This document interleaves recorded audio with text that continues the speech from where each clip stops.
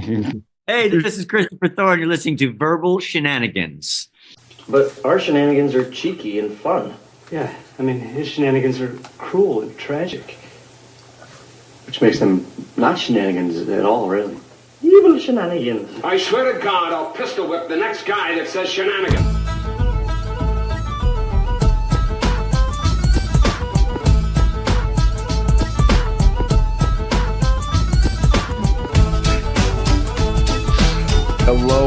Hello. I'm joined with my lordship. We haven't got the results yet, so possible lord of the podcast realm, Mike Burlew. Everybody, welcome to Verbal Shenanigans. Mike, how are you? Your lord is doing fine. Thank you for trying to find out how your lordship is doing and all. It shows that you care, and I will keep that in mind as I rule your world. Now, remember, you're not my personal lord. You're lord of the podcast realm, according to the game. In which you are part of, my friend. Sorry. No. That's part of the deal. Somehow this will snowball into that I have to worship you somehow. You've replaced any religion in my life or spirituality. Yep. Maybe one of your newborn children. Not both. I'm a generous lord. You're just taking one of my children. Yeah, I don't know what I'm going to do with them. I got to be honest. Well, it is interesting because today is my daughter's first birthday, Mike. And you did mention to the fans last week that you had a big thing planned for her birthday. No. I said I had something special for the 1-year anniversary. You assumed it was your child. It's the 1-year anniversary of the Burlew solo show, if you recall. Because you had to take off that week. The 1-year anniversary. Oh, maybe we should play it in entirety and just comment on it. We'll do like a bonus DVD where they comment on like what was going on at the time. Absolutely. I mean, a little update from that episode. I have yet to hold a baby, so I don't know if it's awkward still. That is true. You have not held a baby. You didn't hold a baby. No, when you came up, she wasn't born yet, right? The last time you came up? Yeah, that's right. Well, there's time, my buddy. There's time. I am coming down to Georgia to see you, which is a little bit of news in podcast land. Mike's been up here once or twice, and I'm going down for a quick rip down to Georgia. Mike, what kinds of amazing things do we have planned? Like, are we going on a Burlew tour? Yeah, I will give you the full. You remember the Mr. Peterman tour from Seinfeld? You will get the full Michael Burlew tour. Part of it will include all the places where I found bodies. You will get to actually touch the shower door that almost took my eye off. Oh my goodness! Yes, I mean the possibilities are just endless and all. I don't know, though, why you only coming down for 2 days. The proper Burlew tour needs at least a month. A month. So I'm coming down June 19th. I should come back like July 20th minimum. At minimum, I mean, if you weren't. I mean, you also got to factor in all the official Burlew holidays and all the things I've done. I mean, once I hold a baby again, that will become a national holiday when I become the lord of the podcast. Now, let me ask you, if I came down for a month, but there happened to be a month where there were Burlew holidays in there, would I have? Would they not count? Would we take off those days, and I would have to stay longer? It depends if they're major Burlew holidays or just like minor ones. Like the day I hold a child.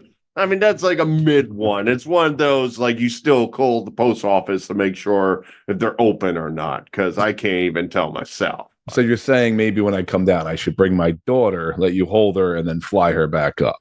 Yeah, I would find a way to sneak her into the back sack, but just as you're pointing it through the x-ray, you ask the screener, what's that? And as they turn, they won't notice the skeleton of your child going through, and then bring her down, and then we'll have an official ceremony. We'll dunk her in the fine Georgia waters. You know, we will bathe her in peach juice as a custom down here. Right. And we will name a boiled peanut after her. Maybe that's why you almost stunk up the gym because you were bathing in peach juice for week after week and you just kind of fermented. Yeah, I gotta be honest. I really need to change up the peach juice. Yeah, I mean, I can't just keep one. Like I figured, like all the natural aromas were still in there, and then I went to work out, and you know that's where the faux pas occurred right there, Scott.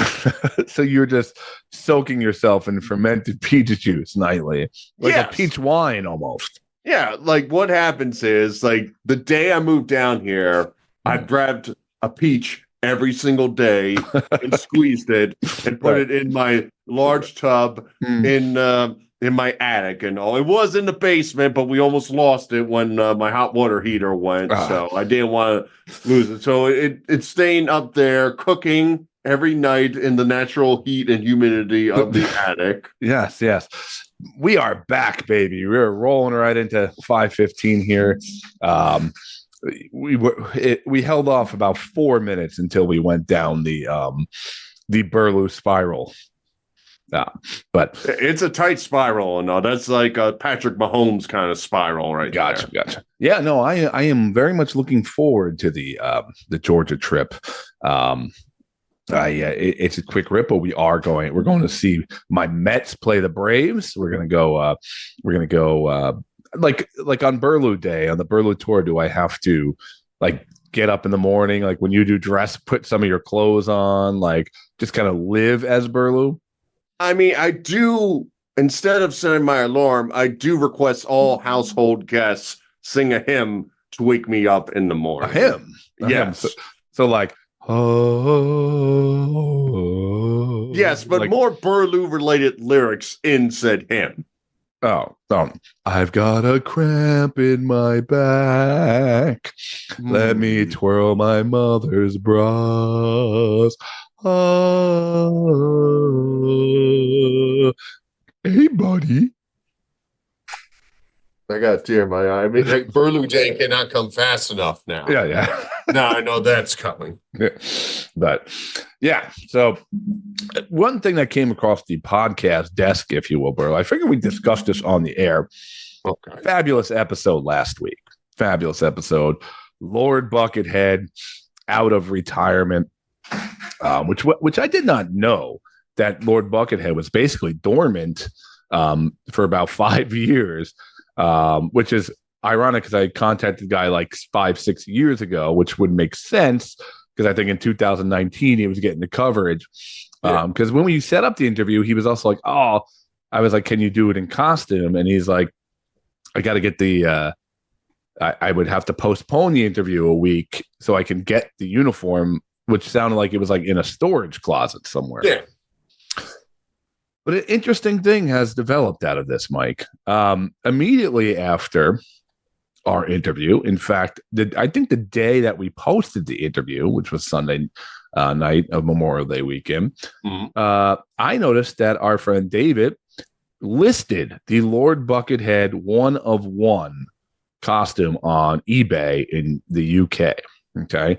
Now I will say the bid is currently very low, but Mike, my immediate thought, the very first thing I thought was one of us needs to buy this outfit, or we need to own the IP that is Lord Buckethead. Yeah, it's not going to work like I said in the previous interview. I had a Lowe's bucket, so Lowe's Buckethead would just not roll, and I'm pretty sure Lowe's owns the name Lowe's. Yes. That could be a legal problem. I have to be honest with you. Yeah, but my first thought is, okay, so there's been several Bucketheads, as we learned in the interview with David. David was a great guy too, great interview. Absolutely. And we learned that basically there's no exact passing of who is Lord Buckethead. They kind of someone kind of picked it up each time there was an election, which I'm thinking if we were to get this outfit, we could bring Lord Buckethead to America. You know, we could, this next election cycle that's coming around, we could really bang it out and have Lord Buckethead, be present in American politics. And my first thought was, I want to put Mike Burlew in the Lord Buckethead suit and see what happens here. I mean, the only thing that would happen would be magic. I mean, that's a guarantee right there. Right. But yeah, I mean, how do you combine two amazing forces like that into one and say no to it and all? Lord Buckethead and the Burles as one. I'm worried the world might explode, Scott, if we do this. But what are your thoughts on purchasing the suit? I mean, the first thing I said is, I mean, if we're going to do this, just make sure they'll ship internationally, because that would have been really awkward and all. Then I would have had to ship you from Georgia to the UK and then back home with the Lord Buck. Well, actually, you would have had to come back to Georgia to hand it to me and then go back. And all. I wouldn't want to have it stolen in the U.S. Postal Service. So. Yeah, actually, that's a good point. If we do win this, it's not getting shipped down to Georgia, because it'll be in the CVS down the street from you for. Scott, they're mopping using our costume, and I don't think it's worth it anymore. I'm here to pick up a box of beer, a book, and a Lord Buckethead costume. Sir, have you ever thought about going to Rite Aid? Rehab. We're a little sick of it. We're a little sick of you showing up at our pharmacy.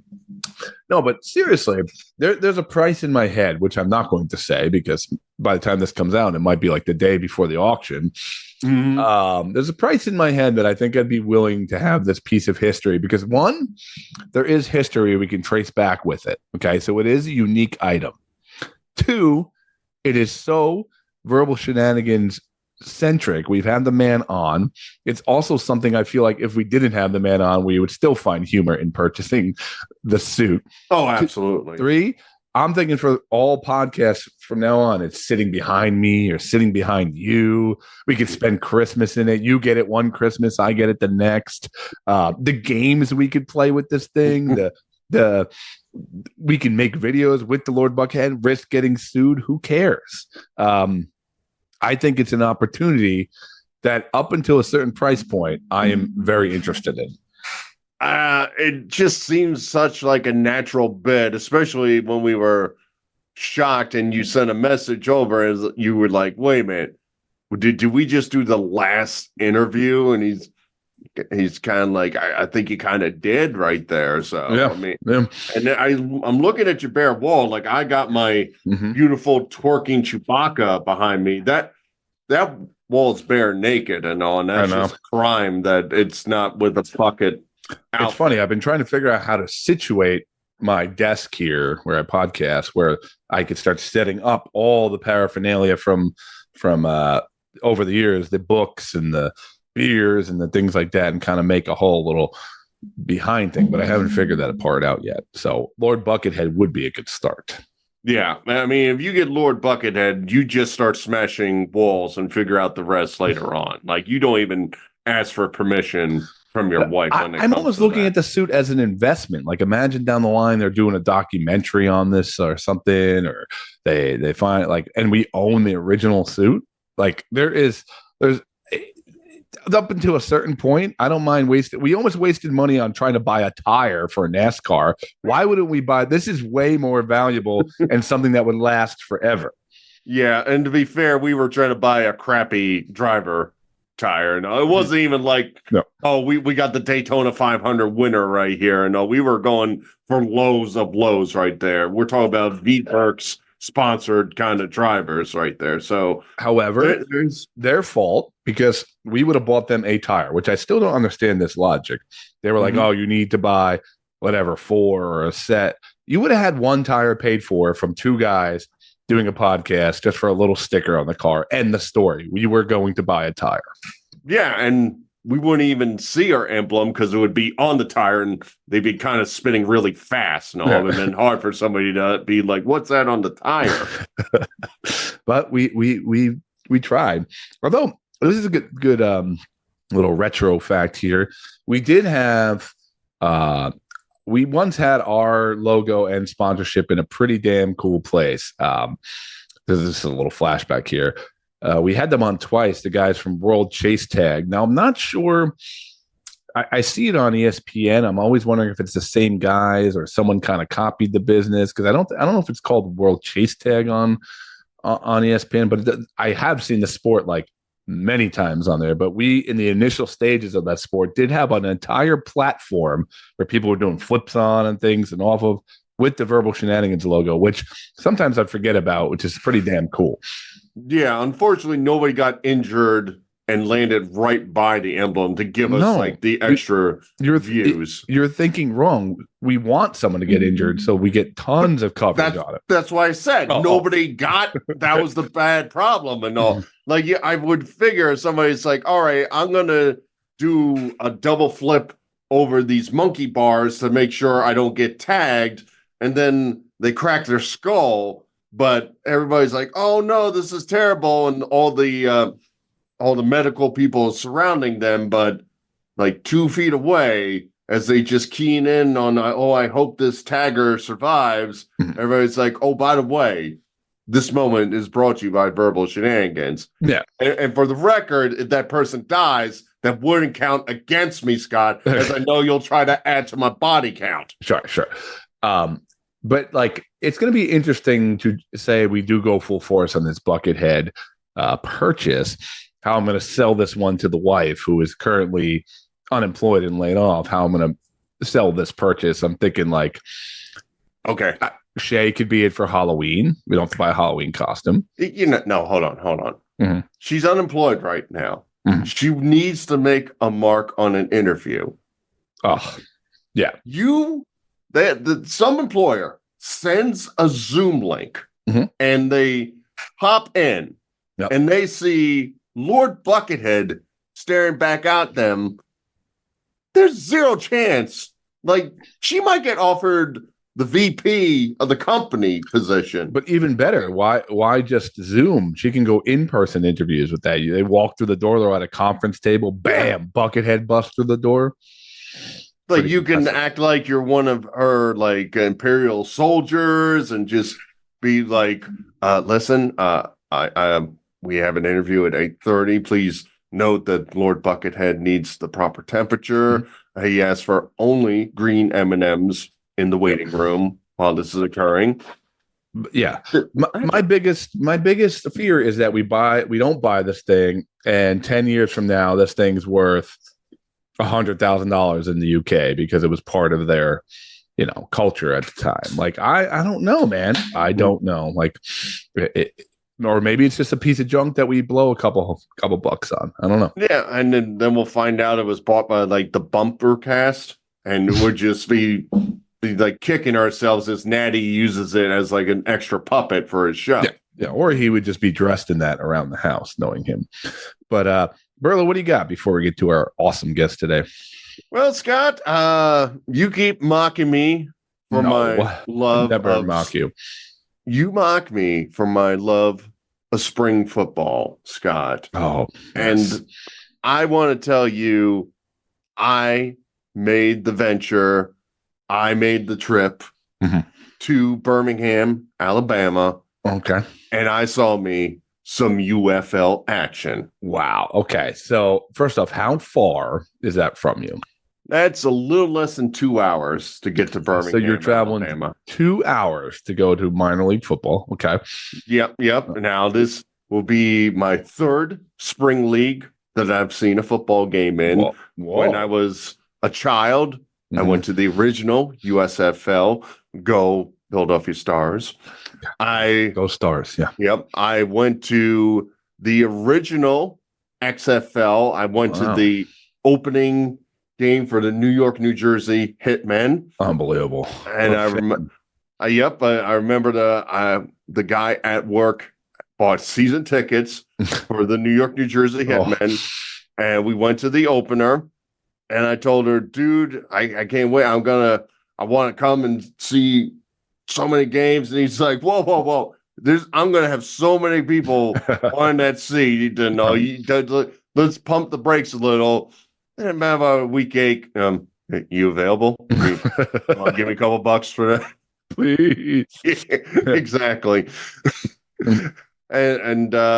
Yes, and now I went to a UFL. Sadly, I didn't make it in time for the AAF when they played. Oh, wow. I did not get a chance to see the Atlanta Legends before the whole league folded in its first season, before the first season ended, actually. Okay. So give us a little insight into the experience of the USFL. It's the UFL. Thank you. It's the combination of the USFL and the XFL. Okay, that's right. Sorry. All right. So I drove 2 hours. I timed this out right and all. First off, I asked the wifey if she wanted to go, and she just blatantly said I would be too bored. No, if you're just going to Birmingham, maybe we'll walk around. But she's probably like, I'd rather kill myself. No, that was one of the options she was thinking about. So I decided, okay, I always do the same things when I go to like a new city. I try to combine going to some new breweries. Yep. And doing whatever I'm going to do. So I go to my first brewery, I look on the wall, look at their options, and they had this dark stout. It's like bottle only for this stout. And I'm like, yeah, it doesn't have to come from a tap and all. I assume you're going to pour me just a cup of this stout and I'm going to go drink it on the side before I go to the next one. So I put in my credit card. I'm like, oh, okay, $20 and all. That's interesting for one cup and all. And they come out with this like basically 40 ouncer that they just crack open. There's zero possibility for me to like take it anywhere. So I had to take this out. Keep in mind, this is like a 10 ABV. So it's like I do my untapped thing. I put it up. I'm chugging it. And I'm almost blottoed before I even get to the stadium to begin with. They're like, sir, where are you going? You're like, UFL, baby. Yeah, they're like, you want another one? They're like, I don't know about that. They're like, well, we don't blame you. We saw how fast you drank it. Yeah. But I did get to a second brewery. Then again, to the UFL. It was at the football stadium for Alabama Birmingham and all, which is a decent sized stadium. And you're not gonna believe this, Scott. The tickets were available. Like I showed up. I'm like, oh no, I didn't pre-order my tickets. What I'm gonna have to find the UFL scalper somewhere and take care of this. And nope. I got right in. A UFL scalper would be like, dude, I'll mow your lawn. Take these tickets out. I'll fix your car. Like I'll build a my deck. Teeth with these tickets, man. You need a deck? I build decks. So I went inside and all. I could have got the cheap $10 and all, but I splurged myself. I went for the $20 tickets. Oh yeah. And I was on the. Would you get to take a player home with you? Yeah, he's mowing my lawn right now. And he was the scalper, actually. He's like, this is what I do when I'm not quarterbacking for the Stallions. Mike, why do you have a guy named Jamal mowing your lawn? So I get into the stadium and all, and it's a nice setup and all. And I sent you pictures. Yep. I know you're like, damn it, there's only like 100 people there, but they put everybody behind the home team benches and all. They actually, I guess, like 5,000 to 7,000. I actually looked up. They had about close to 11,000 there, which is pretty decent. Wow. For spring football. Wait. So you're telling me the picture you sent me with no one, everybody's just sitting behind you. You're just pretty much. You're like, everybody move on up. I'm like, excuse me. It showed my card. I'm a lord. I get preferential seating. All you get behind me. I get to enjoy the UFL before you do. Do not cheer until I clap. The picture I see is like 8 people across the way, and you're telling me there's 10,997 people standing behind you. Yeah, again, the banners that I took a picture of to show you, the 3-time USFL, UFL champion Birmingham Stallions. That's on the side where the Michigan Panthers bench is. Oh, the nasty Panthers, those nasty. Yeah. It's a good matchup. And it was the Panthers were 6-2, Stallions are 5-3. They both qualified for the playoffs, so they're going to meet each other in 2 weeks. So this is all about seeding. So are you going back? Probably not, but but I digress. No, but the big story in all this I want to share with you, Scott, is so they got the big screen on top, and the cameras are looking around for like the big cheering people. Yeah, for the cheering game. people, maybe a little kiss cam action somewhere in there. Yep. Exactly. So they in the front row of the end zone is like a group of like big burly men with their shirts off, getting excited before the game starts. So you literally got a line of like 12 people with their shirts off. 12. Yeah. Roll deep. Yeah. And it's shown on the big screen. As I see it on the big screen, I notice one of them has like a face of gall and like shock to be on the big screen. Yeah. And I guess it turns out, as I said, there was a lot of man boobage there. Yeah. But apparently one of them had OG boobage because it appears a female was in that group, and I guess it was a little too warm, so she had her shirt off. Wow. Full frontal, frontal football. So someone's out there just with original boobies flopping around, not meal made boobies. No. It's like, they got the man boobs are the extra crispy. This is the original recipe that was in the bunch, and I'm fairly confident that was a female because like later on they showed that group again, and 11 of them had their shirts off still. One of them had their shirt back on, and they were acting like, okay, now it's cool to show me on the big screen. All right. So what you're telling me, you wouldn't go back, but yet you get a section where 10,000 people move out of the way. Mm-hmm. And now there's just boobies flopping around on the big screen. I mean, I got to admit, like we had the Savannah Bananas on our podcast, and they grew. I think they could have grew a lot faster if they had some flashing boobies. Yeah. During Savannah. Full frontal baseball. Yeah. During Banana Ball, it's like, all right, you can only get a double plays if you get the two forces and somebody flashes you on the big screen. That is the only way for that double play to count. But you might get the dudes involved. They might be swinging their Savannah Bananas around. Well, I mean, which I will say is equally entertaining on the big screen. Some guy just doing a helicopter saying, "Look at me on the big screen." This is what a stallion looks like. Yeah, I'm okay with it either way. But it was quite an experience and all. It was a fun game, Scott. I will say that. It came to the last play, and the Birmingham Stallions kept the Michigan Panthers out of the end zone. They were on the Birmingham 10-yard line with 10 seconds to go, down by 4, and they stopped them on 4th down on a throw in the end zone. Can you bet the UFL? Is it on any of the games? Oh, yeah. In fact, if you watch it on TV, like ESPN. No one's ever done that. They have a person, they bring them in every 5 minutes. It's like, you could bet $5 on if this guy who was a garbage man a week ago will run for 50 yards in today's game. Was there any ex-NFL players that were like, people were like, oh, that guy got cut from, I don't know, the Bengals or something like that? Was there anybody on the rosters?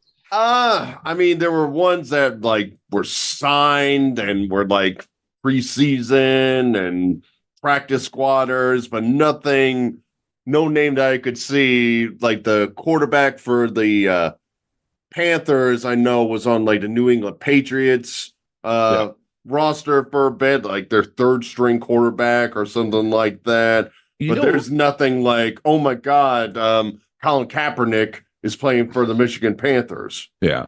What would be perfect for that? Tommy DeVito.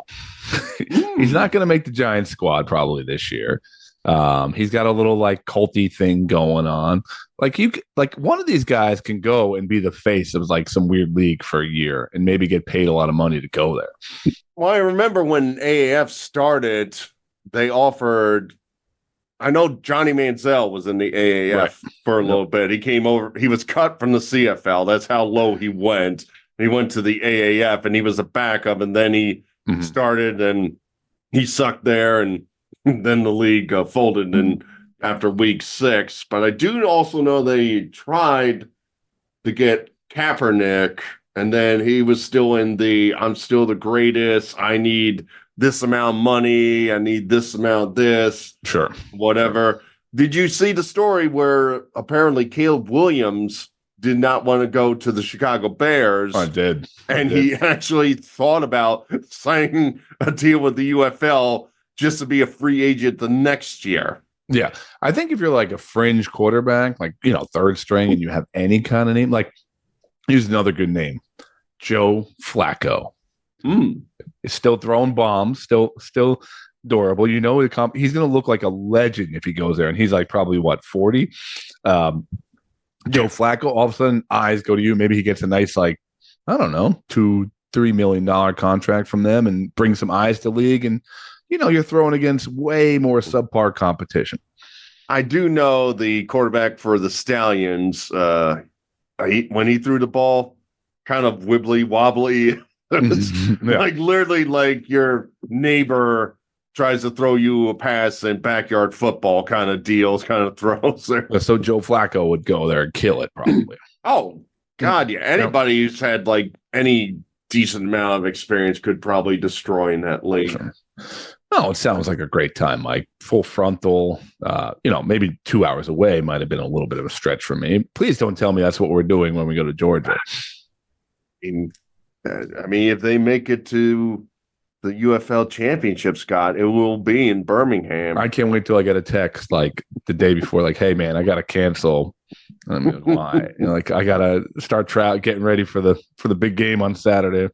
Yep. You can't spell Birmingham without big old B's. You know what I mean? What are my 10,000 minions going to do without me? But I mean, that's cool. It sounds like you could make it fun if you want. Yeah. I mean, I've been to soccer games, MLS games back in the day where there was like 8,000 people, and I always had fun, So, but it's time to segue to our guest here. I don't know how we segue out of Stallions, Mike, but Mike, who we got tonight? Scott, tonight's going to be a fun one, and I always kind of like these kind of ones when I got this guest. I mean, I'm a fan of his band, but I remember we were trying to do scheduling, and I texted you. I'm like, hey, you can only do these certain days. You cool with this? And I remember you literally saying, like, Burlew, you have any idea how much I love this band? Yep. And we got a good one here. And I was always a fan of Blind Melon when they came out. And tonight we're going to have original member and still touring Christopher Thorn on the podcast with us to talk about the current state of the band, everything they went through in the heyday. So let's bring him on, Scotty. Yeah. And I will mention real quick before we bring Chris on, it's funny. I think I even mentioned in the interview how, you mentioned Blind Melon. Everyone knows the name. And then they always go, hey, what was that song? No Rain. I'm like, yeah. And I'm always like, but have you really listened to their albums? The first two, especially, they're like so good. They're still great. And this literally happened with my neighbor. He's like, yeah, I know No Rain, whatever. I'm like, well, I got Chris coming on from Blind Melon. I said, I know especially you would really dig the music. He's like, yeah. And then literally like the next weekend, he goes, dude, Blind Melon, like that album's so good. Like I never knew. And he's like, that song Changes is unbelievable. I said, I told you, man, they're like a fantastic band. So I hope people like hear this interview and they go like, okay, like, the B Girl. Yeah, that's going on. But like, go back into their catalog. You will, I guarantee you'll like it. So here's our interview with Christopher Thorn. There you are. Yeah. It's a miracle. Chris, what is going on, man? How you doing? You're doing great, man. Thanks for giving us a few minutes of your time here, man. Well, appreciate the opportunity to talk about myself. Yeah. Yeah, Scott never gives that to me during these interviews. He's like, talk to the guest. Mm-hmm. The problem is you would do 30 minutes about yourself and not mention Chris at all. That's the problem. Chris, I guess I want to start here in the present. You guys are still able to keep this thing together after so long. I mean, I can't believe it's been 30 years since Shannon's gone, and you guys took a pretty long hiatus, and like what eventually brought the band back together as far as like, hey, like, we can still do this? Or was it honoring the legacy of the music? Was it, hey, we just miss playing with each other? What really kind of brought you guys back? I mean, it's all the above. At a certain point, it's just like they're just family. Yep. And it's like, man, I miss my family, and we have a great manager named Keith Isola, and he's just really good about just kind of keeping us connected, and but yeah, I mean, ultimately it was like I just miss doing it, and it's also the way I connect with Shannon on stage every night. You know what I mean? Playing those songs, and those songs mean a lot to me, and I love the new stuff we're working on as well. And but yeah, it's all the above, but ultimately I just kind of missed it. You know what I mean? Like, we all have jobs and do other things, but we miss it, so we get together and go out and play and have fun. Sure. Now, I know when the band started, you were like the last member they brought in. You were from Pennsylvania, and I know they were from somewhere south of the rest of the band, but kind of give us a. I was the second to last person. Oh, okay. I was the second. Yeah. I was there before Glenn. We had another drummer, and then the Mississippi guys, Brad and Rogers, were like, "Oh, we have a great drummer from Mississippi we should bring in." So, but yes. Okay. So to kind of tell us about like the intro of them saying, "Hey, there's this band, they're looking for a guitarist," like your first kind of meetings with everybody. Well, I had met Brad Smith, the bass player, about a year before I met Shannon. And Brad and I placed an ad, back in those days, pre-internet, I placed an ad in a magazine called Music Connection, which was sort of the Los Angeles, way that you would connect with other musicians and stuff. And I placed an ad looking for a bass player. I met Brad. We immediately became, best of friends, hung out. And then like a year later, he said, "Hey man, I just met this incredible singer named Shannon, and Rogers is coming out and we need a guitar player. You should come check out this kid named, this guy named Shannon." And I went over, in the first 10 minutes, I was like, oh my God, he's exactly what like I used to read about in all the books I read about, guys making records and band stuff, And so yeah, that was that. I was just kind of in at that moment, So the documentary, all I can say, came out in 2019, which I feel like it came out yesterday. But I'm always curious when documentaries get made, because I loved it, but I was not in the band. So I'm always curious, when we asked the band members and things like that, did you think it was a great representation of Shannon and the story of Blind Melon? I really did. It was challenging because we made the decision along with the director, Danny Clinch, Taryn Gold, and Colleen Hensey were three directors. And when they made the decision to just try to keep the film as pure as possible, instead of sort of cutting to us, now, and we're talking about the footage, we just wanted it to be as pure as possible. So there was some challenges there, like how do you tell the whole story just through Shannon's footage? But ultimately, they did a great job. And I did think it was a good representation of who he was. He was complex and funny and fun, and also super dark, So I thought it kind of captured. It also captured the, boy, I hate when people talk about it was so hard to be successful. That's not what I'm saying. But it did capture the sort of craziness of a bunch of 20-year-olds who get shot through a cannon into the universe. Sure. And suddenly people know who you are. And, I thought it captured the sort of some of that stuff, which just made us feel weird and crazy at all times. And I thought it did a good job of of Yeah, I capturing mean, that as it's well. unbelievable to think about, like, you know, like as I'm getting older and whatnot, and like you're like, wow, 27, like 27, or however he was. I think he was 27 when he died, right? 27. He was 28 when he died. 20, Yeah, like 28. it's still such a baby, you know what I mean? And now you have the perspective. Yeah. As you're getting older, you're like, these are just, you know, slightly older kids, you know, like making this music, doing this thing. So it is amazing to think that, wow, like, you know, that's so young to really leave such an imprint. Yeah.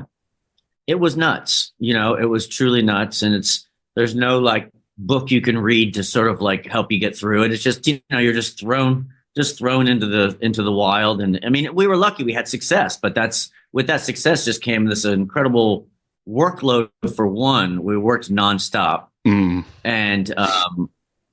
it just, you know, it's hard to just not something you've ever been through before. And you don't have a lot of people you can reach out to, you know, you lean on your parents for, you know, when you're buying a house or something. But, you know, when that happens, it's like you can't go back to, you know, your parents, or unless you have a bunch of friends that sold a bunch of records. It's, you know, you're kind of out there by yourself trying to figure it out, you know. Yeah.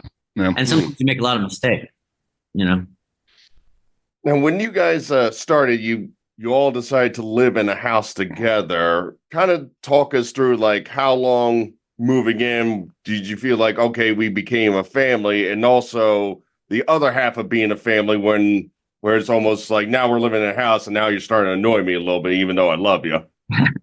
We were getting along great. Yeah, that's the sleepy house. We just needed to get out of LA to kind of focus. There was too many parties, and Shannon was a bit distracted in Los Angeles, so that was one of the reasons to go out there. We weren't there a super long time, but it was really productive, and it was probably the best thing we ever could have done. Especially before getting in a van and going touring for 2 years. It was great to at least all live together and get that, you know, learn how to be with one another. But no, we were getting along great then. You know what I mean? Like there was no issues. We were just happy. We were on this adventure. We were excited to be in a different city. And we met some incredible people, you know, the guys from Squirrel Nut Zippers and, you know, all these sort of bands. It was a bit happening down there in North Carolina, you know? And it was just a great time. You know, we wrote songs all day and hung out like family, made dinner together. And it was a really good time for us. So even to this day, you know, the song No Rain, obviously people know it without even knowing who Blind Melon is. And I always, as a fan, I always found it like a double-edged sword explaining it like you guys to other people. I'm like, yeah, that's the big hit, but they got so much good stuff. Like those two albums back to back are two of my favorite albums, like, you know, to this day. I'm curious. Yes, it got you the fame and notoriety, and you could hear that song today. But was it like a little bit of a double-edged sword in some way, or, you know, a blessing in disguise? It was at some point, and that kind of goes back to kind of being young and just whatever. You know, it's like now I look back and I'm like, man, we should have just been so lucky to have, you know, to have that song. You know, I always say to people, without No Rain, you don't get the soup record. You know what I mean? If No Rain didn't happen, either we were cut loose, either we would have been cut loose from Capitol, or they would have supported us, but there would have been a lot more involvement on their part because if we didn't have success. But because of the success of No Rain, we went and made soup exactly how we wanted to make it. No A&R guy, no input from the record company. You know, it's a pure piece of art because we didn't have that. Oh, we didn't have success. Now the A&R guys around and saying, hey, we need this, we need that. So I'm forever grateful. Was there a time, of course, in the 90s where it was frustrating because we felt like we made this incredible record, Soup, in addition to all the other cool songs on the first record. Yeah. And, you know, that song was dwarfing our band. It became ubiquitous. Sure. And it was, you know, but now as an adult, I'm like, man, I sure was lucky that song became so big, you know? Yeah. Obviously. You know, so like, you know, but at the time there was a little bit of frustration. I think there was some frustration from Shannon as well. Like he didn't write No Rain. And I mean, we all wrote songs, but, you know, I think in Shannon's mind, he thought Change was going to be a bigger hit. And but, you know, we couldn't get out from underneath No Rain. I mean, No Rain was just way bigger than our band, you know, when the B-Girl is on the Jay Leno show, but you're not on the show to play the song, you know, then you're like, oh, wow, this has become much bigger than us. Looking back on it, man, we sure were lucky. Yeah. That's what I said. But it's crazy even to this day. Like people, I was talking to my neighbor. I'm like, hey, I got Blind Melon coming on the show, and he's like, oh, the No Rain song. I'm like, yes, but there's so like that's a great song, but their other stuff barely sounds like that. Like I'm like, you would really like it. 30 years later, I'm pushing that out. It's funny, I appreciate that, but you're right. I think that was the frustration. Is that was kind of the weird song off the record, and a lot of songs were written together, and that one wasn't, and so it didn't feel like 100% of all of us. I would say that song, and I think that was some of the frustration. But I do know that the real fans, whatever that means, they all love the Soup record. So, I know immediately when somebody like actually knows the catalog, when they say, oh, wow, No Rain's not my favorite song. It's a weird song on the Soup record or something, Mm-hmm. I listened in a different interview you did. I found it interesting. Like when the video came out and it got big, you talked about you guys were still booked in like smaller venues, and it started getting like dangerous because it was the overcrowding or the excitement of that and all. Did you guys get any inkling before ahead of time where like, wow, like something really is happening here, guys? Or was it just literally you're in like a small venue and all of a sudden it's like, why is there 7,000 people in this little place? Yeah, it happened more like what you just said. I think at that time, MTV was so incredibly powerful. Yeah. And I remember the day we found out that we got what was called Buzzbin, which just kind of meant they're going to play the shit out of you and annoy everybody, and you're going to be played every 20 minutes basically.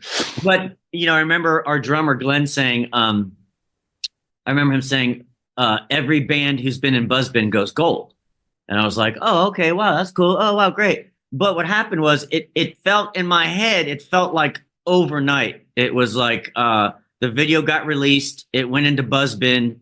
We probably left for a tour a few days later, and within days, it turned into like way more people showing up. And you're right, we had already committed to this tour that we, like in small clubs, maybe 300 to 500, seaters or maybe a little bigger. And I remember the night it happened, we were in Mississippi Nights, which is a place. Where is that? Where is Mississippi Nights? Oddly enough, it's not in Mississippi. I was just saying, I'm going to go with Mississippi. That was going to my guess. Dang it. Yeah. No, it's actually not. Mississippi Nights is a club. I want to say, I can't remember. It's on the Mississippi River, right off the Mississippi River. Anyway, might be St. Louis or something. I just remember, I thought there was like a parade going on the street in front of the club because there were so many people, and we had never seen that many people show up for us. So, that part felt like it happened real quick, overnight. And that was just the power of MTV. During that period of time, everybody had MTV on in their houses, in their offices. MTV was just on at all times, everywhere you went. So it was just so powerful, St. Louis, Missouri, for the record, by the way. Thank you very much. Gotcha. There you go.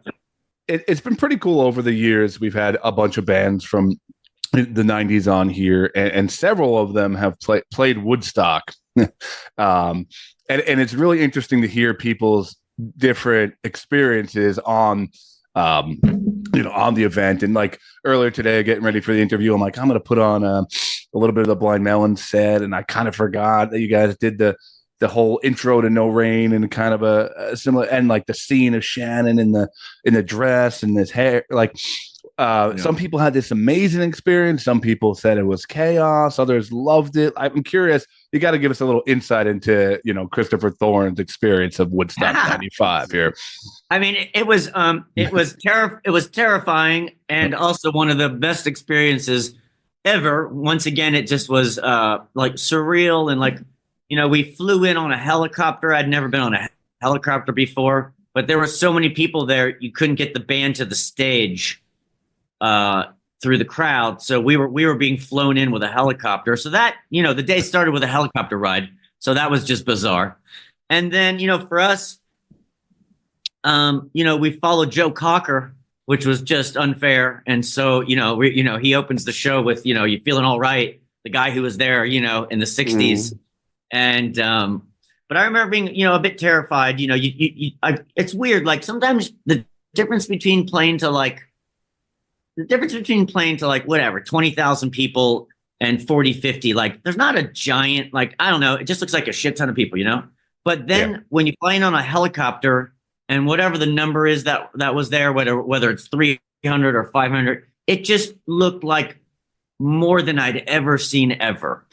You know, it really was, that was a difference. I was like, oh my God. And then you also have the pressure of knowing that it's being filmed and maybe it was like live broadcast or something, you know, so you have that pressure as well. But it was an amazing experience. I remember being a little frustrated knowing that Shannon took some LSD, and I was just like, really, today of all days, like this doesn't seem like the day to maybe you know, to take LSD. But ultimately I remember looking over and thinking that he just, you know, looked like $1 million, and I thought Shannon was killing it. And but yeah, it was an amazing experience. It was fun, it was terrifying. But it was incredible. Now, when all the tragedy happened and Shannon leaves us and you guys are kind of in your hiatus of figuring out if you can find a new singer, was there any kind of thought, as we've seen with like AC/DC, Van Halen, recently Linkin Park, was there any thought of, okay, let's bring in a lead singer that can still be a tribute to Blind Melon but still have their own voice? Or was there never even a doubt of they have to be somewhere in Shannon's range? Well, for one, that the songs are because Shannon did sing in such a different sort of upper register vocally. And at that period of time, you know, everyone's kind of singing like Eddie Vedder, you know what I mean? Everyone kind of has that low sort of, you know. So, you know, we tried immediately right after Shannon died. But here's the truth. At that time, it was cassette tapes. So we put an ad out in like Rolling Stone. We had boxes and boxes and boxes and boxes of tapes sent to us. At that period of time, even though the band was like, oh, let's move forward with a singer, it was like we made that decision based on we didn't know what else to do. I think we were just so afraid. But the truth is I was not into it. I just wasn't. I really didn't want to go on. I think it was too painful for me, for Shannon to not, you know, for him to not be there. And I remember listening maybe to a cassette tape or two, and it just kind of broke my heart. The fact that I was sitting there trying to listen to boxes of tapes, trying to find a singer. I really just didn't have it in me.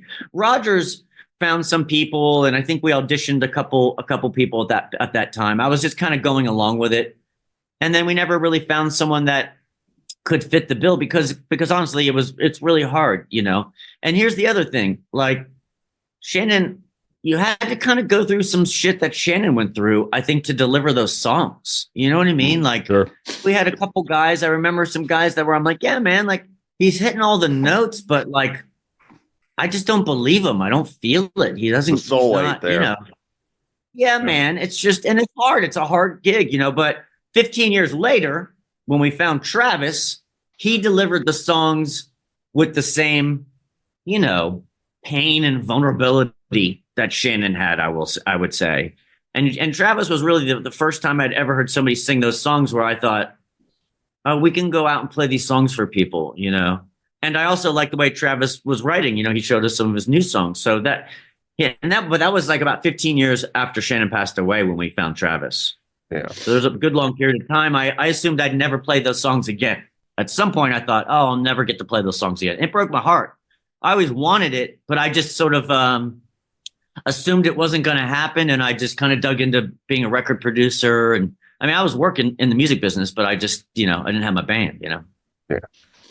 And that was one of the reasons why I formed Unified Theory. When I was ready to be back in the band, I just needed to I just wanted to be a different person from the guy in Blind Melon. I was just that guy for 5 years straight. And I just wanted to kind of reinvent myself, and I wanted to try something different. And then, so I did Unified Theory for a few years. And then at some point we met Travis, and that was when we kind of put Blind Melon back. Yeah, I'm curious. I mean, it's truly amazing to see. Like I'm so glad you guys are back doing it. And I know you've released singles. You kind of had the project years back. What is the current status of the band? Is it just kind of touring, writing a song together? Is there any plans on putting together an album? Or Yeah, I think we're trying to figure it out right now. I think it was like, hey, we miss each other. Let's go out for the summer and like go have fun and play some songs. And but within that, the last few weeks of being around the guys, everyone's throwing songs at each other. Like, hey, I just wrote this. Travis is so prolific. Yeah. So like, I mean, Travis could literally deliver 3 songs a day to me if if we needed him to.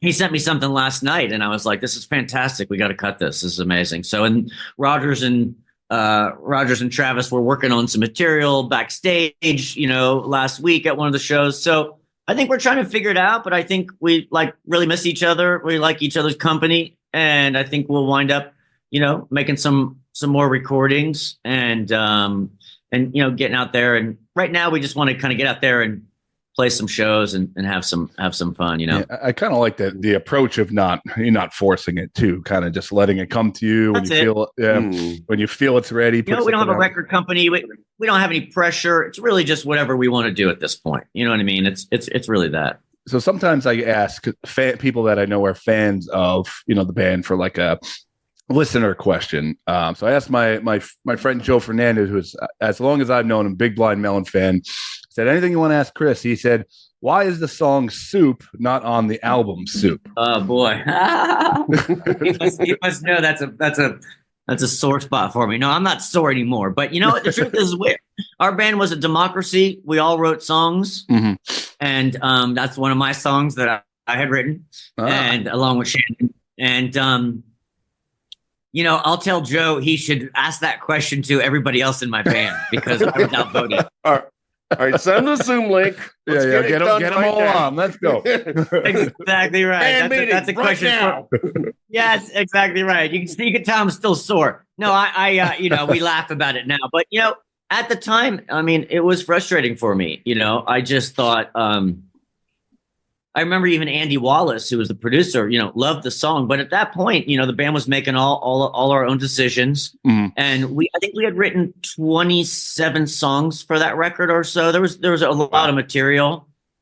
So it was like, our band's, political in the sense that, everyone's trying to get their songs in. And if I talk to this guy and tell him I'll vote for his song, he votes, it started to get a little crazy. And ultimately, I think the band probably in hindsight does regret the fact that the Soup song is not on the Soup record, but it is what it is. I really love the Nico record is also, mm-hmm. I'm really, really proud of the Nico record. So I'm glad at least it is on that record.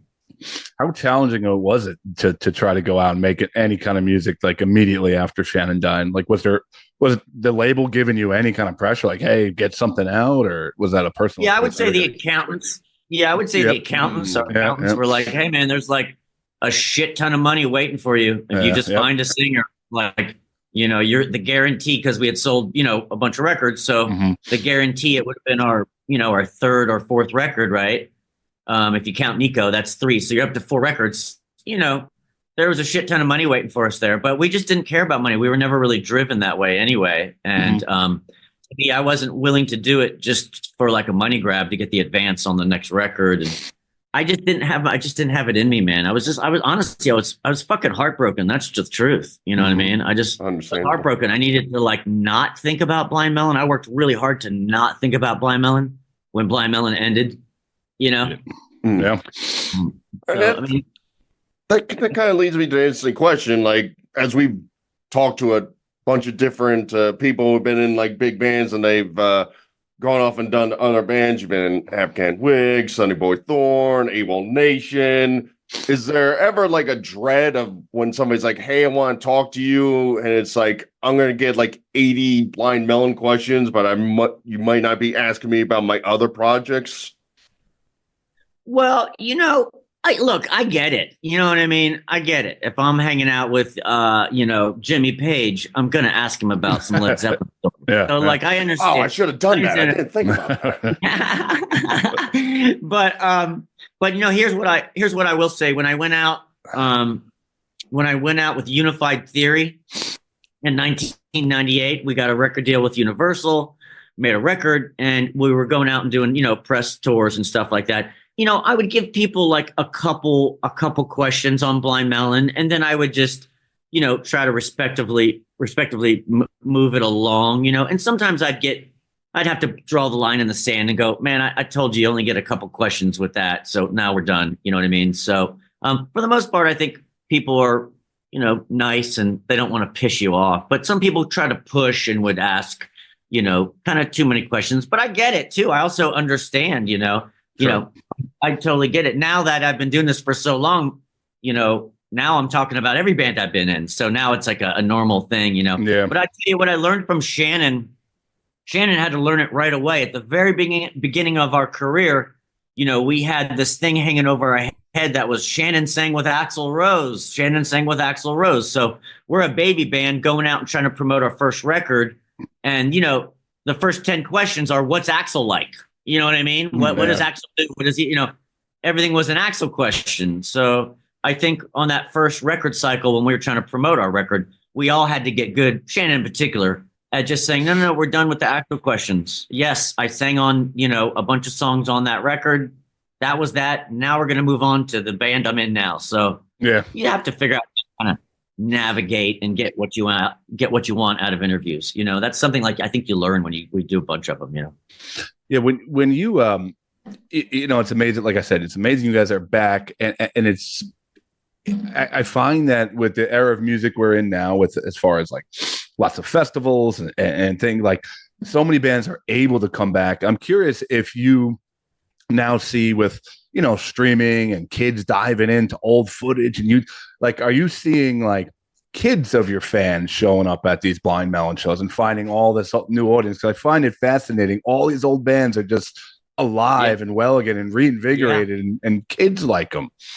It's really cool. I got to say, like at some point I started seeing parents bringing their kids to the show. You know what I mean? It's like, it's cool. Like, the Blind Melon fan base is, it's a family. I've known some of these people literally for 30 years. They've been coming to my shows. I knew before they got married, before they had kids. And so now I'm seeing them, they're bringing their kids to the show. So it's a beautiful thing. It's actually the ultimate, like I'm flattered the most when a kid who's 16 or 15 is like, I'm obsessed with your band. I'm like, how so? You weren't even born, So I'm always just really, honored and humbled, when the younger generation, and it goes back to what you're saying, streaming now, everyone has access to everything, so, it feels like every new generation gets turned on to, some stuff in the history. And I'm happy and flattered that people seem to still know about our band. The younger generation. I said this the other day. I forget which guest we were interviewing, but me and my dad went to John Fogerty last year, and you would have thought he was a new artist. Half the audience was young kid, kids in their 20s, early 30s, maybe. Like that's so cool. Yeah, that's so cool. It's the testament to the songs. I mean, ultimately, at some point, the songs all become bigger than you, bigger than your name, bigger than the band name. It all just comes down to these songs that still need to sort of live in the universe, and we're lucky that we have a few of those songs that I think that pull people in and go, oh, hey, what was that band from the 90s? I remember hearing about that band. They get pulled in. Hopefully they hear the Super record, and then hopefully they become fans at that point. Yeah. Well, speaking of families and all, I know you have your own recording studio, and I remember hearing an interview you talk about your son doing some recording engineering and all. What has that relationship music-wise been with your son and all? Is he like right in there, like full career you? Yeah, man. I mean, honestly, he's, we have a recording studio here in Joshua Tree on 35 acres called Fireside Sound. And, you could book the studio without us. You could bring in your own producer, but you can either book me or you can book my son if you can't afford me. That's awesome. And he has his own projects. He brings in. He also works. My neighbor is Rancho de la Luna, which is really the most famous studio out here. And probably the reason why we're all out here. That's Dave Ketching's place. Is literally my neighbor.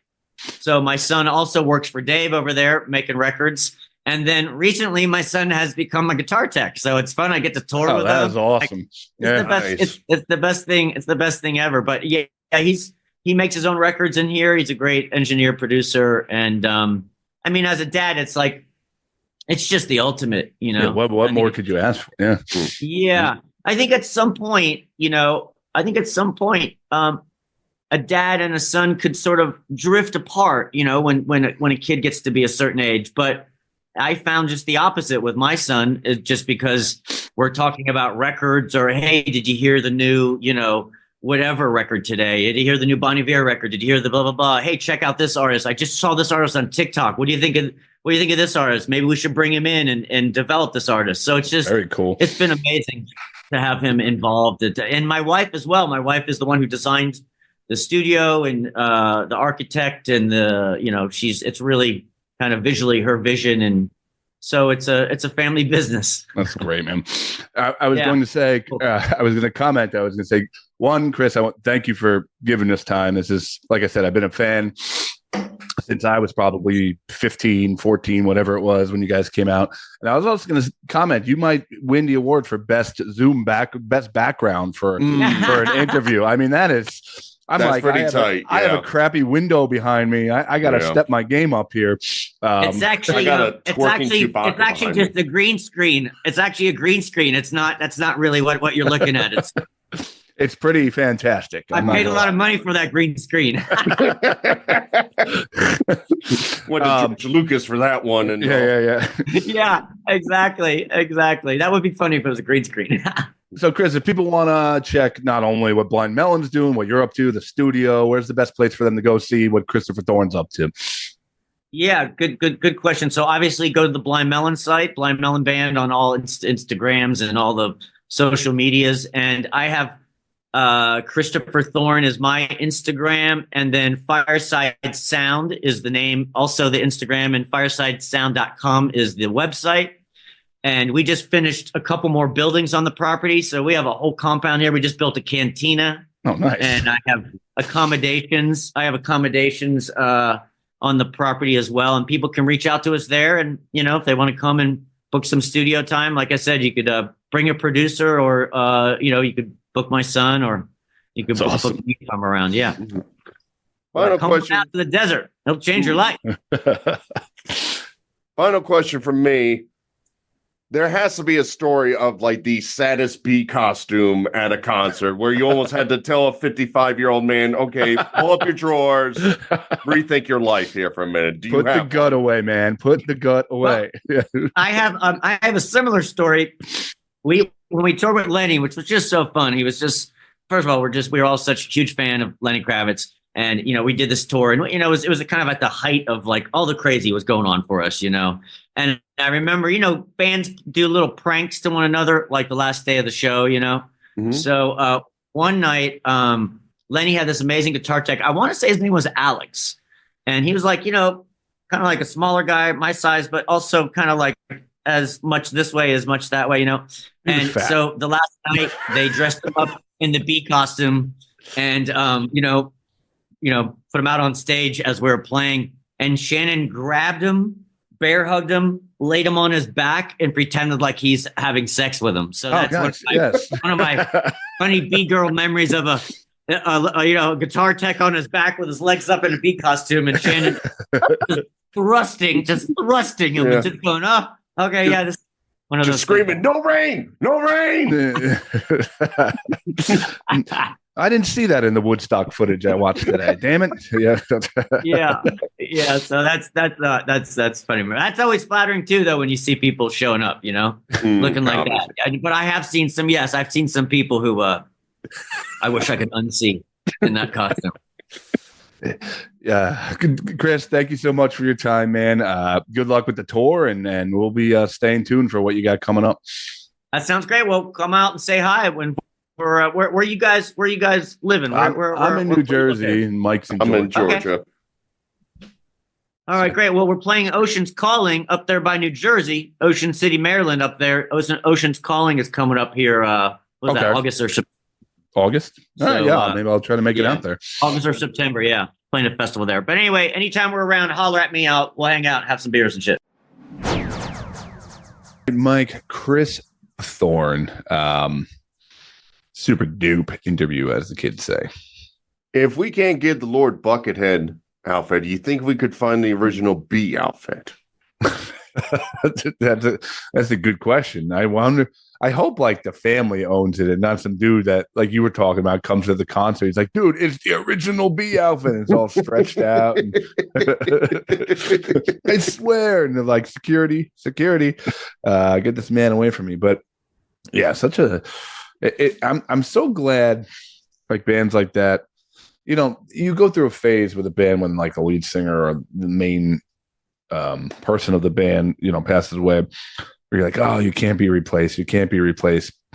But then, like, you realize the band's got to go on, and these guys are, you know, the rest of the band is just as much part of the band, you know, as they were, and it's cool to see them like reinvent themselves. Like, I love how he's not like pushing a new album, but he's like releasing songs. He's like, we're getting there, and we've seen this with a couple bands. Alice in Chains. Nobody thought Alice in Chains could come back. Lane Staley's voice, too unique, too, you know, super deep, but they replaced him, and the singer they have now rocks, man. He sounds just like him. Like they're able to still play their music.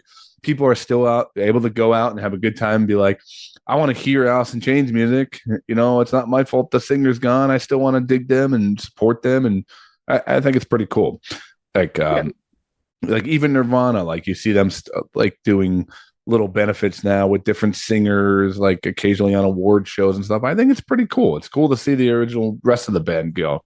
It was a great story how they knew what the vision was. It's like, if we're coming back, this is what we see, and they waited for it and all. I mean, after what we were talking here, like 15 years between touring or whatever, they finally found that person and they made it work, and they're still good with each other, and it still feels like the band. I mean, more compliments to them to be able to do this and still, you know, cherish what they were and what they are today. Yeah, it's super cool. It's funny.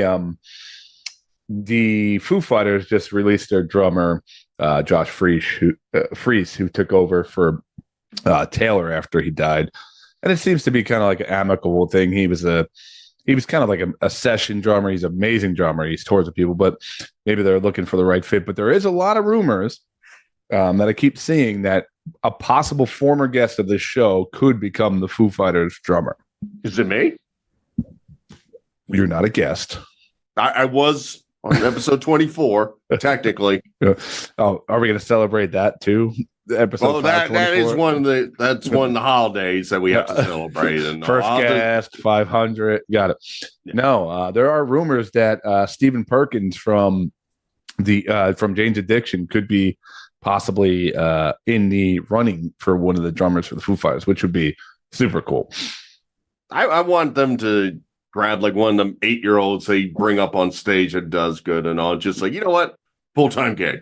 The other big rumor is Taylor's son, who is only 18 years old, who is a fantastic drummer. So we'll see what happens with that. But super cool to have Blind Melon on.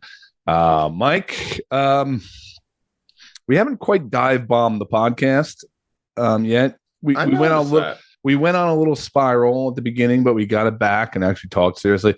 So now I think it's my turn to just absolutely plummet the podcast into stupidity. Mike, you up for a little game today? Well, why not, Scott? Okay. Well, Mike, we're going to play a little game today. We're going to play a little game. Let me just introduce the game to you, okay?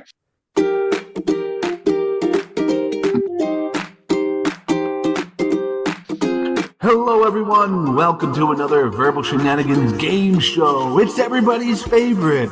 Is it blind or is it melon? A game where we decide, are these scientific terms a juicy, delicious melon?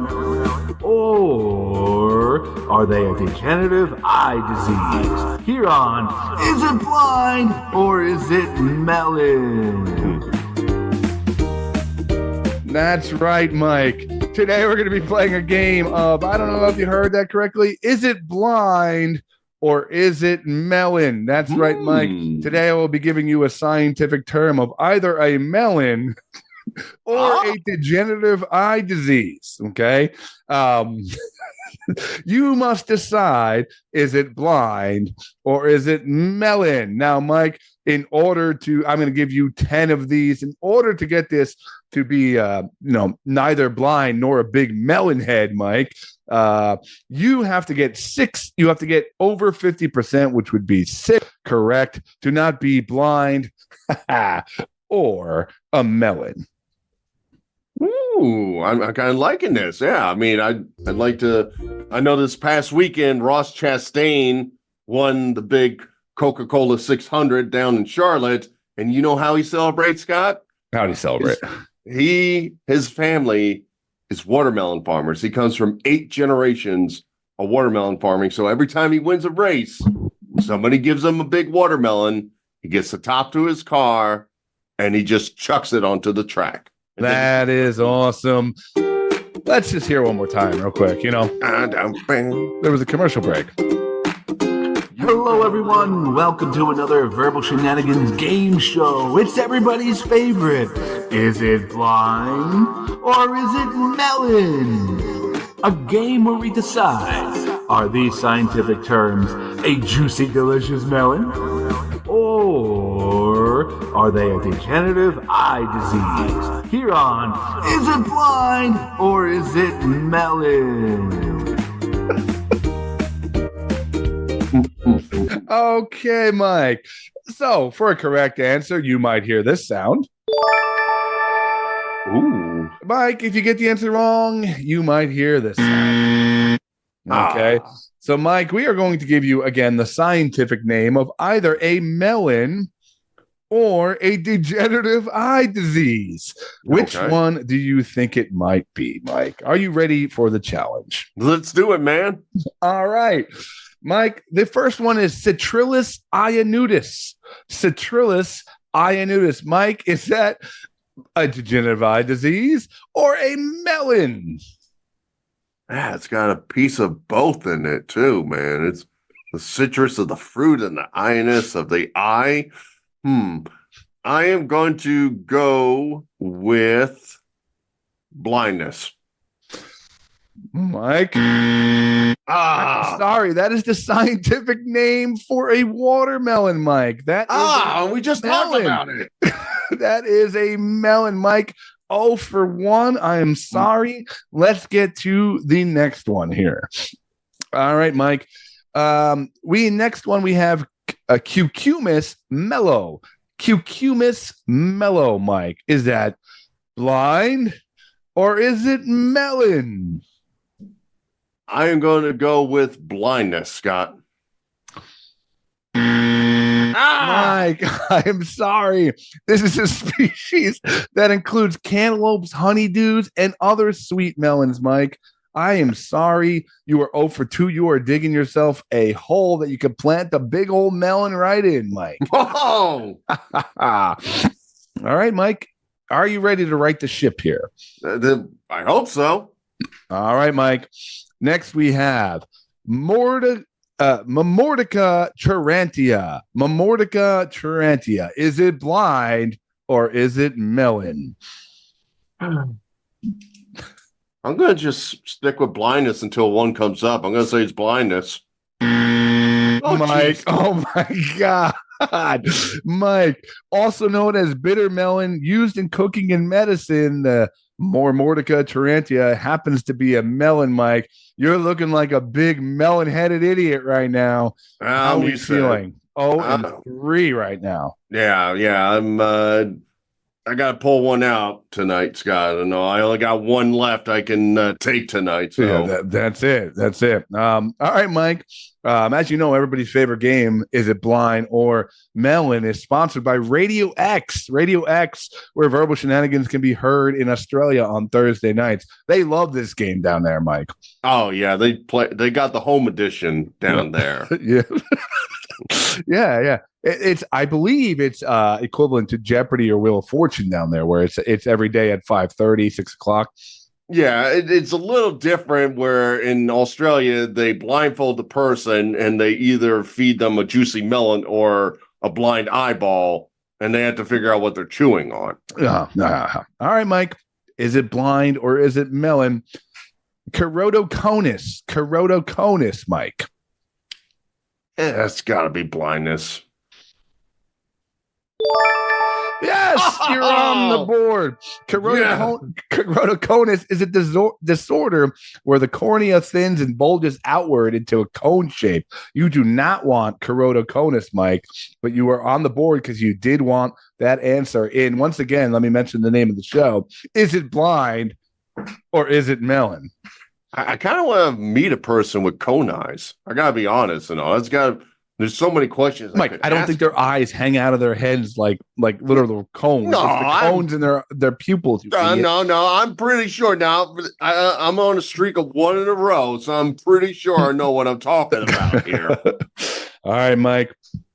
In the next round of Is It Blind or Is It Melon, you're coming up against Benny Casa Hispida. Benny Casa Hispida.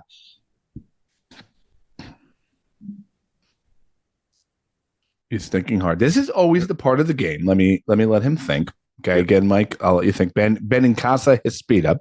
This is always part of the game where we always start the games out fun. And if Mike's losing and starts to get a little momentum, his whole body language changes. Now he starts to think a little. He's playful at first, but deep down, he's very much like me, and he doesn't want to lose this game. Yeah. And once again, the name of the game is it blind or is it melon? Mike, Benny Casa Hispida. Sounds like a taxi driver in New York, to be honest. That it wasn't. Is it blind, melon, or a taxi driver? That was a hard game. Yeah. That was the good old days. I'm going to stick with my gut and say blind. Mike, that is another melon. It is a winter melon, commonly used in Asian cultures. Mike, 1 and 4 right now, going into the halfway mark on Is It Blind or Is It Melon? Christopher Thorn, he's probably not happy with you right now. Well, he talked to me, so I would understand that. Yeah, that's true. But you need to go 5 in a row to not be blind. I don't know, not to be a big melon-headed blind guy. Or you can not have that name at the end of this. Mike, let's get on the board here. I'm going to give you one I think is on the easier side. Let's see, macula lutea. Macula lutea. Great rapper. Yeah, he was good. Yeah.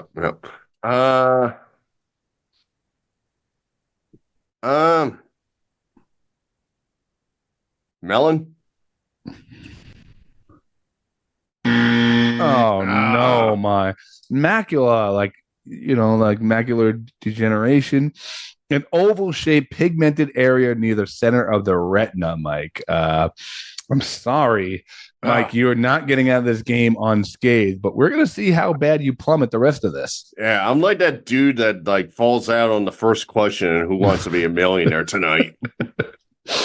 Tonight, prime time. Is it blind or is it melon?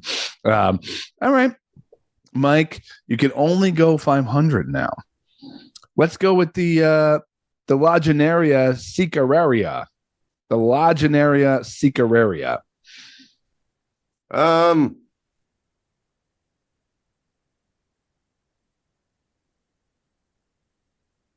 Blindness. Jesus. Mike, that is the calabash or bottle gourd. Technically a melon used as a utensil or decoration, Mike. Decoration. See, I only know about the edible one. Oh. Should we start over? You didn't specify that when we made up blind or melon. 3 more, Mike, because why not? Retinus pyretinus pigmentosa. Blindness. Hey, he's on the board. If you got that one wrong, you would be a big blind melon head. All right, here we go. I'll give you another easy one. Citrullus eanudis. Citrullus eanudis. Melon. That is a melon, Mike, the scientific name for a watermelon or a type of watermelon. Okay. And let's go with one last one. Fovea centralis. Fovea centralis. Blindness. That is correct, Mike. A small pit in the retina responsible for sharp central vision.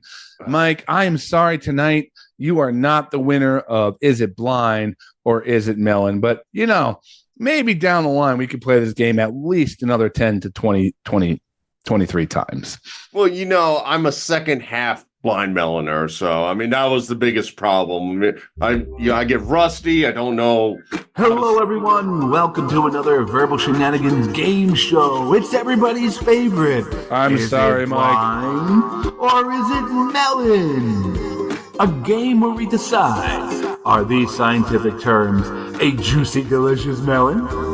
Or are they a degenerative eye disease? Here on Is It Blind or Is It Melon? I'm sorry, Mike. It's just not going to work out for you.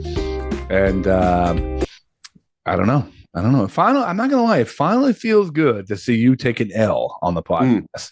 I can't wait till we interview somebody from the Sex Puppets for that game. No, that sounds like a puppet, Scott. Oh, like I said, I had to drive this episode right into the ground. So, Mike, anything to promote before we get out of here? Well, since we're on a new radio station and getting through things with our new audience, I'll just remind everybody that if you want to hear some of our historical ones, since we have over 500 episodes, check us out on Verbal Shenanigans Podcast.podbean. Podbean. Don't go to Potbean, please. Don't go looking. Where's Verbal Shenanigans on Potbean? I put us on the news site. Those Potbean podcasts are really good. Plus, they have that game. Is it a pot or is it a bean? Now, if you put that out there, man, you would have felt the wrath of the Burlew right there.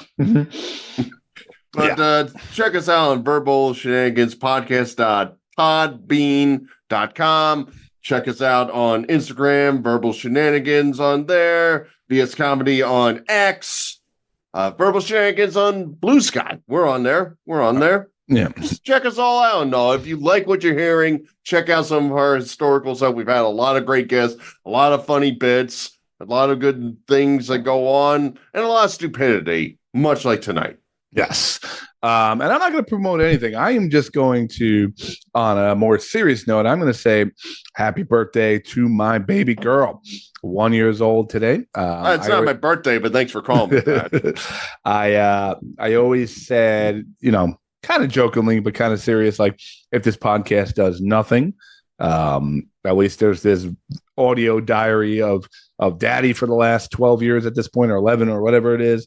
So, maybe when I'm long dead and gone, she turns on this episode, and I just want to say happy birthday to my daughter. You were the missing piece to the family. You're the missing piece. You're just a happy-go-lucky kid all the time. You're walking all over the place. It's just amazing to see you grow. So happy birthday, baby. That could describe me too. I'm happy-go-lucky. I walk around just everywhere. Learning how to walk. Yeah. Still trying to figure out talking, It comes and goes. You see, only on this podcast will you see a man try to steal a 1-year-old's birthday shine. Try to make it about stealing it. I gave her it was like the game, and I'm giving her 30% right now. Gotcha. So that's Mike, everybody.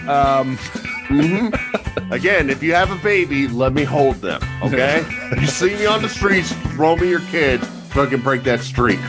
I want to thank Chris from Blind Melon, guys. Keep subscribing, keep listening, keep sharing. Life is funny. Laugh at it. Keep the wind at your back. Flash them titties when I'm at the UFL, babies.